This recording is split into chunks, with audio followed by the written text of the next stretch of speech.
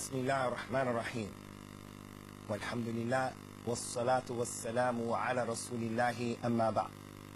Welcome to Islam 101, a program in which we're going to do our best to give a clear and concise understanding and explanation about the basics of the religion of Islam, its tenets, its beliefs, its practices. I'm your host, Abu Usamah Ath Thahabi, and I welcome all of you, from our respected viewers as well as our guests. Today we're going to deal with an extremely important hadith from the hadith of Rasulullah Muhammad ibn Abdullah sallallahu alayhi wa sallam.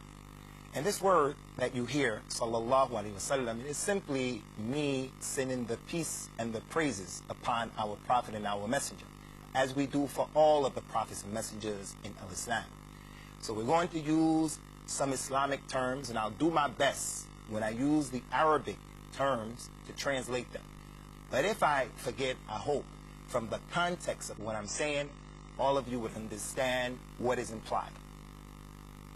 Concerning today's topic, we're going to deal with an authentic hadith that's been collected by Imam Muslim, and we'll explain in the future, inshallah, God willing, what is it, the hadith, and the role that the hadith plays in Islam.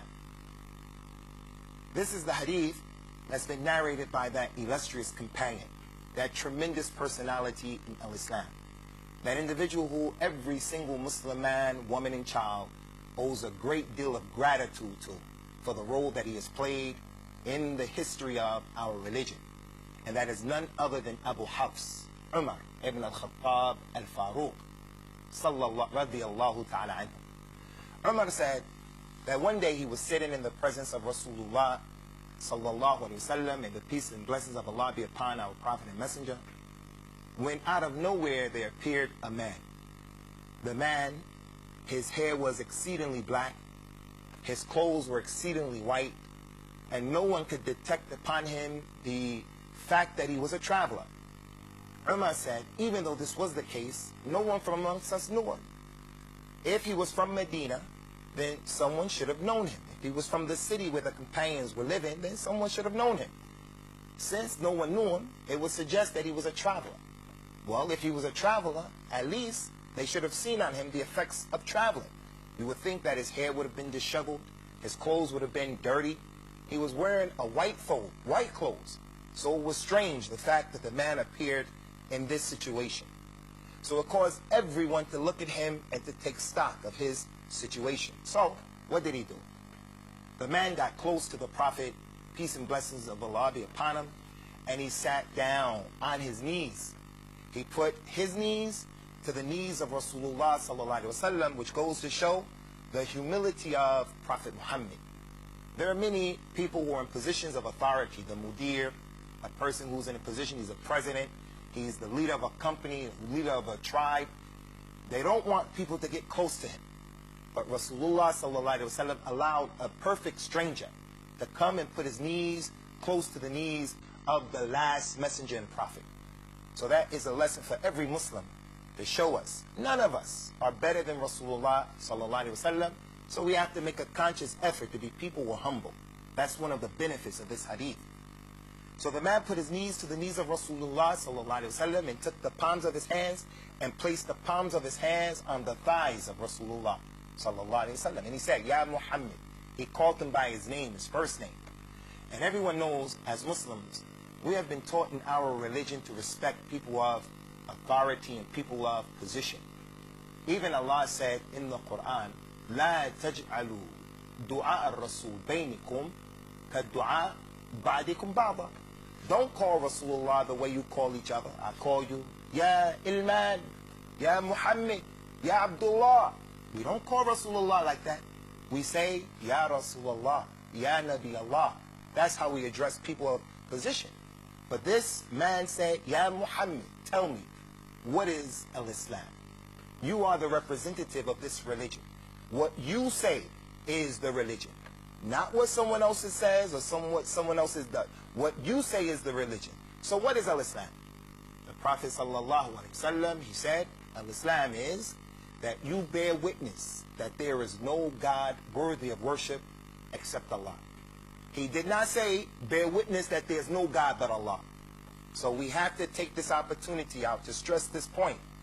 It is a wrong and incorrect and improper translation to say La ilaha illallah means there's no God but Allah. No. La ilaha illallah means there is no God worthy of worship but Allah. Jesus is a God to some people. Money is a God to other people. A woman may love her husband so much that she takes him as a God. Power is a God. So La ilaha illallah means there's no God worthy of worship but Allah.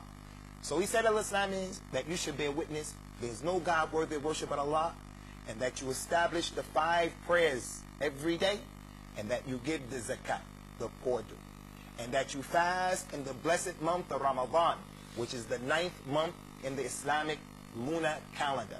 And number 5, that you make the sojourn and the pilgrimage to Mecca for the Hajj. The questioner said, you have spoken the truth and you got it right. Umar radiallahu anhu, the narrator of the hadith, he said, we found it strange that the man would ask a question and then he would say to Rasulullah, you got it right.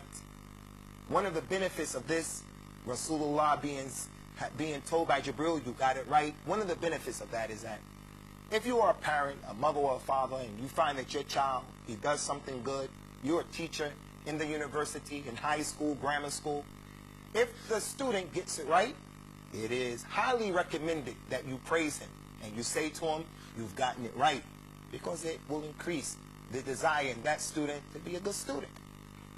He said, you got it right. Now tell me, what is al-Iman? Ya Muhammad, tell me, explain to me. You're the representative of al-Islam. You're the one, the Nabi, the Rasul, the Prophet, the Messenger, the representative of the religion. What is al-Iman? Prophet Muhammad, peace of Allah be upon him, he said, al-Islam is, or al-Iman, faith is that you believe in Allah, and that you believe in all of the angels, and that you believe in the books that were revealed by Allah, and you believe in the prophets and the messengers that those books were revealed upon, and that you also believe in the last day, Yawm al-Qiyamah, that Allah has created us as human beings, and everyone is going to taste death, and then there's going to be a final day in which you're going to be asked and questioned, why did you do this, and why didn't you do that? You have to believe in that. And number 6, that you have to believe in the Qadr. And the Qadr is the divine decree, that everything has been predestined and preordained before it even happened. The questioner said, you had it right. You answered correctly. Now tell me, Ya Muhammad, what is al-Ihsan? Who is the Muhsin? What is al-Ihsan? Perfection. Rasulullah sallallahu alayhi wa sallam said, al-Ihsan is that you worship Allah as if you see him. And even though you don't see him, know for a surety that Allah sees you. He said, you got it right. Now I have another question. Can you inform me, when is the hour, when is the Sa'ah? Yawm al-Qiyamah, the last day, when is it going to be established? Rasulullah sallallahu alayhi wa sallam, another sign of his humility. He would not answer a question that he doesn't know the answer to, even though he is Rasulullah and the Khatam al-Anbiya wa Rasul. He is the last prophet and the last messenger. But if he didn't know, he would tell people he didn't know. Because only Allah knows everything. No angel, no prophet, no human being, no imam, no intelligent man, no scholar knows everything. Only Allah. So when he was asked that question, when is the hour, the last day? He said, the one who was being questioned, meaning me, Muhammad, knows just as much as the one who was doing the questioning. You know just as much. You know just as much. The people in our listening audience, they know just as much as to the answer of this question than Rasulullah sallallahu alaihi wasallam. All of us are equal in this issue. No one knows but Allah. So the questioner, he wanted to know. He said, well, since you don't know, tell me, what are some of the signs of the last day? Rasulullah sallallahu alaihi wasallam said in this particular hadith, some of the signs is that you will see the slave girl giving birth to her mistress, to her master. And you'll also see the barefooted, naked Arabs competing with each other to erect lofty structures. Whenever you see in the world that the Arabs, who are a group of people who live in the Badia, they live out in the desert, That is the natural terrain of the Arabs. It has been this case for centuries. When you see them start to build up their cities and they create metropolitan areas and they have big, high erected buildings, then know for a surety that the hour is close. And then the man who asked the question, he got up and he left. Umar, the narrator of the hadith, he said, I remained sitting with Rasulullah for some time. And then Rasulullah said to me, Ya Umar, do you know who the questioner was? Umar said, Allah and His Messenger know best. Another example. Where did Umar get that from? Umar was trained by Rasulullah sallallahu alaihi wasallam. Umar was in the presence of Rasulullah when he was asked, tell us about the ruh, about the spirit. Tell us about Yawm al-Qiyamah. Tell us about this. Tell us about that. And he saw when Rasulullah didn't know, Rasulullah would always say, Allahu A'lam. Allah knows best. Allah knows best. The one who's being questioned knows just as much as the one who's doing the question. So that's the tarbiyah of Rasulullah to Umar radiallahu anhu. So it was only natural for Umar when Rasulullah asked him a question that he didn't know the answer to, that he said, Allah and His Messenger knows best. I don't know who that man was. Rasulullah said, sallallahu alayhi wa sallam, innahu Jibril, ata liyu'allimakum amra dinakum. That was Jibril. He came to teach you people your religion. That's the hadith that we're going to deal with today. And before even getting into the explanation of this hadith, brothers and sisters, respected viewers, it is pertinent that we take this time out just to mention a few things concerning the beginning of the statements of Umar radiallahu anhu. May Allah be pleased with Umar and the rest of the companions. The first thing that I want to draw your attention to is how Umar described the physical attributes of the questioner, Jibril, when he came. Jibril is, in al-Islam, an archangel. He's an archangel. This is our guest, Nick, who's a non-Muslim. And we want Nick, just as we want the other people in the viewer audience, to understand clearly what al-Islam is and what al-Islam isn't. Jibril is one of the main and most important angels in the religion of al-Islam. He was mentioned in the Injil, in the Bible, and he was mentioned in the Torah, and the Torah of the Jewish faith. So he was the one, Gabriel, Jibril. He was the one who came, and they have the ability to take on the form of human beings, as this is the case. But normally, the angels, they are a creation, that they're made from light. They have wings, they have power, they have different abilities. They don't disobey Allah. Whatever they're commanded to do, they do it. And we do not believe as Muslims in the concept of a fallen angel. We're going to take a break right now, and then we'll come back and we'll pick up from this point about the angels, and then we'll explain the rest of the hadith. And we ask Allah to make it easy for us and to make it easy for you. Islam 101. When you are weak and the road seems long, remember, just remember, we're looking at the names of Allah from the perspective of not only their understanding, knowing what they are, knowing what they mean, but also looking at how they should impact on our lives. We should gain from it a sense of Allah, the vastness of Allah's mercy, how it encompasses every aspect of His creation. Al-Malik, Al-Malik, and Al-Malik. Al-Malik translated as the sovereign Lord, Al-Malik, the owner, and Al-Malik, the king. In the names of Allah. Allah is the only guide. When your heart is breaking and your pain makes you fall, remember, just remember, Allah sees it all. Islam 101. Bismillah. Welcome back, and we ask Allah to make it an Rawdah that's Mubarakah, a blessed return. As we were mentioned before we took our break, concerning the angels in al-Islam, we believe, as the Quran tells us, that the angels do not have the ability or the capacity to disobey Allah. They do what they are ordered to do. And there are different angels, and they have different functions. We all have angels who are recording our good deeds and our bad deeds. As Allah said in the Quran, مَا يَلْفِظُ مِنْ قَوْلٍ إِلَّا لَدَيْهِ رَقِيبٌ عَتِيدٌ. The human being does not utter a single word except over him are two angels who are writing the good and the bad. There are the angels who will come to each and every individual in the grave. That is called Munkar and Nakir. They will come and they'll question you. What do you have to say about that man who came to you? Sallallahu alaihi wasallam. They will come and they will ask you, what is your religion? Who do you believe in?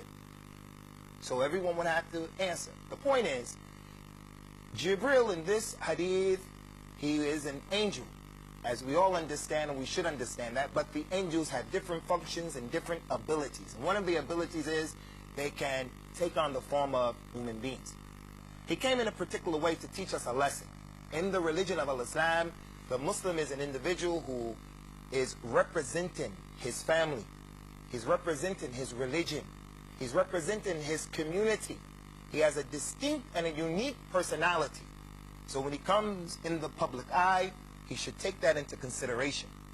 Just as Jibril came a certain way. And Rasulullah said at the end of the hadith, that was Jibril, he came to teach you your religion. So part of the religion is how a Muslim looks. How does he present himself in public?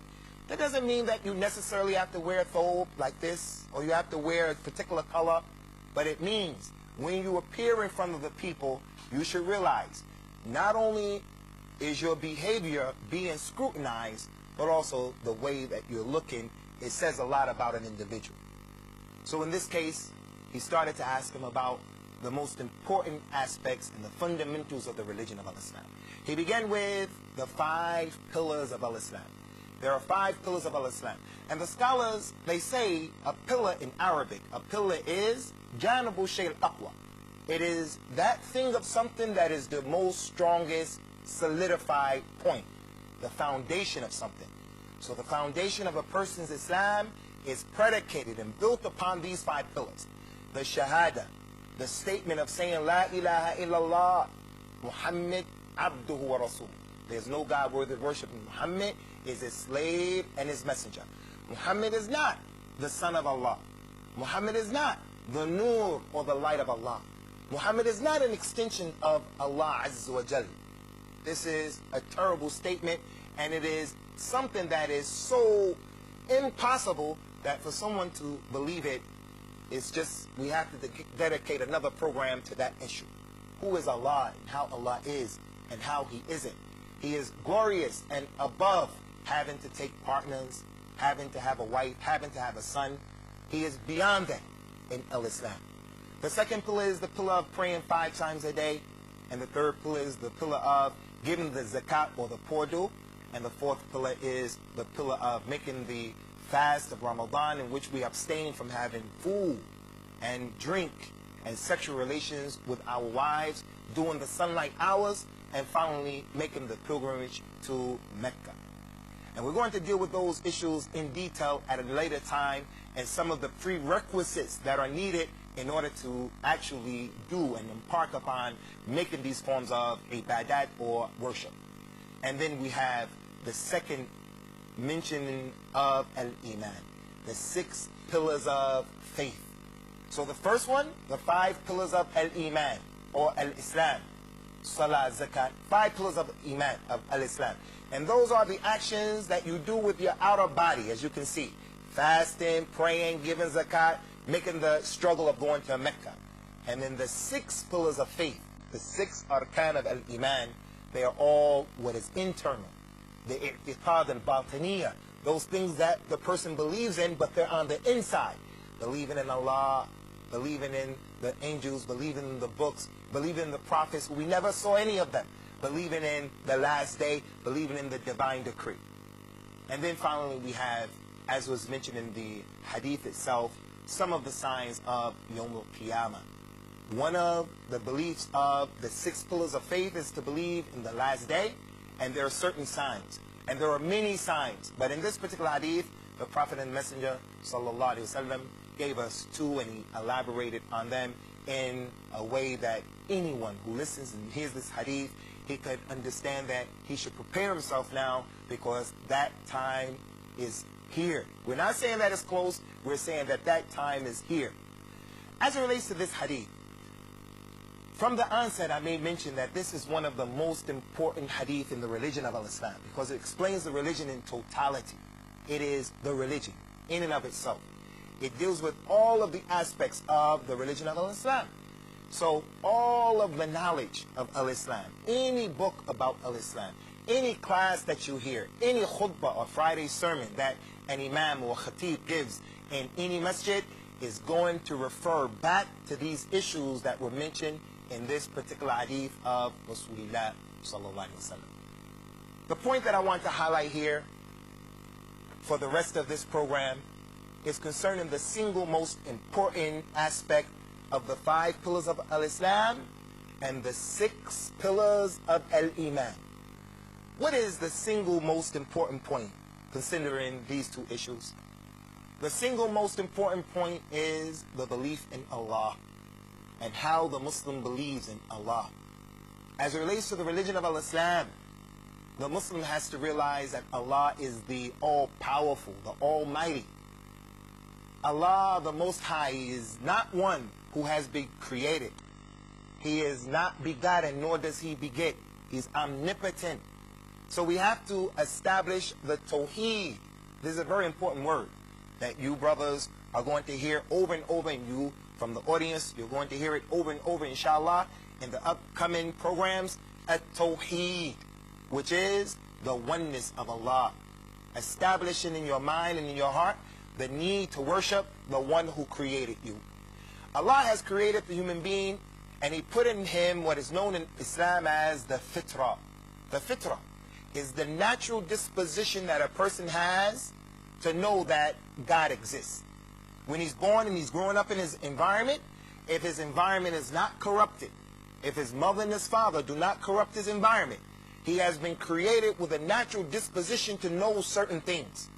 For an example, if he was left on an island by himself and his environment was not corrupted, when it rains, he's going to seek shelter. When it becomes cold, he's going to seek an opportunity or something to warm himself up.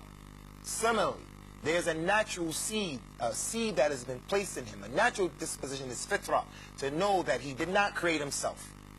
Nick, do you believe that you created yourself? No. No one in his right mind is going to believe that or say something like that. He's going to believe that there is someone who was higher than me who actually did the creation. And when we look in the creation, it is a sign. It is a sign that goes to prove that there is someone who was greater than all of this. It's like being in the desert. If a person was in the middle of the desert and he happened to see the tracks of a camel, when he looks at the tracks, he's going to say, these tracks signify and prove that there was a camel that preceded me here. He's not going to come and say, these tracks just appeared haphazardly. وَلِلَّهِ الْمَثُلُ الْأَعْلَى. And Allah is the great example. Look at the heavens and the earth, the stars, the moon. Look at all of the creation of the people and the differences in their colors, their languages, their sexes, where they come from, the animals, the fish in the ocean. All of that necessitates a belief that there is a creator. And these things didn't happen, as they say, the Big Bang, nor do we believe as Muslims that we came and our origin was from monkeys or from a tadpole that crawled out of the water. We don't believe that. We believe, as this hadith is suggesting, that we believe in Allah, the Almighty, the All-Powerful, the one who we have to establish his tawheed and his worship for. So therefore, in al-Islam, the Muslim is the one who he worships only Allah. We do not make the mistake of worshiping Rasulullah Muhammad ibn Abdullah sallallahu alaihi wasallam. And I have to make it personal here, and I have to share with you, brothers, this issue, because I'm a revert Muslim, and I want to share this with you and share it with the listening audience, because I believe it is a sign. I had a brother who was a bit younger than me. He was afflicted with a disease called sickle cell anemia. African Americans are afflicted with this disease. My brother died a few years ago. When he was dying, the doctor in the hospital told my mother, we can't do anything for him. He's going to die. The disease has run its course. My mother came into the room and she started crying and she started saying, oh Jesus, oh Jesus, oh Jesus, help my baby, help my baby. I knew when I heard that from my mother, Jesus cannot help my brother because Jesus doesn't give life or death. The Muslim is the same way. It is not permissible for the Muslim to look at Muhammad and to say that Muhammad has some special abilities because he's the last prophet and the last messenger. All of the prophets and all of the messengers, without any exception, they were human beings. Allah gave them special abilities in that they were prophets and messengers. But he didn't give them the ability to give life or the ability to give death. In the case of Jesus, we believe that Jesus did give the blind the ability to see, but we'll explain that a little in our upcoming programs. So we're going to stop here due to the time restraints, and we ask Allah to accept our good deeds and to overlook what we've done from mistakes. هذا وصلى الله وسلم على نبينا الكريم.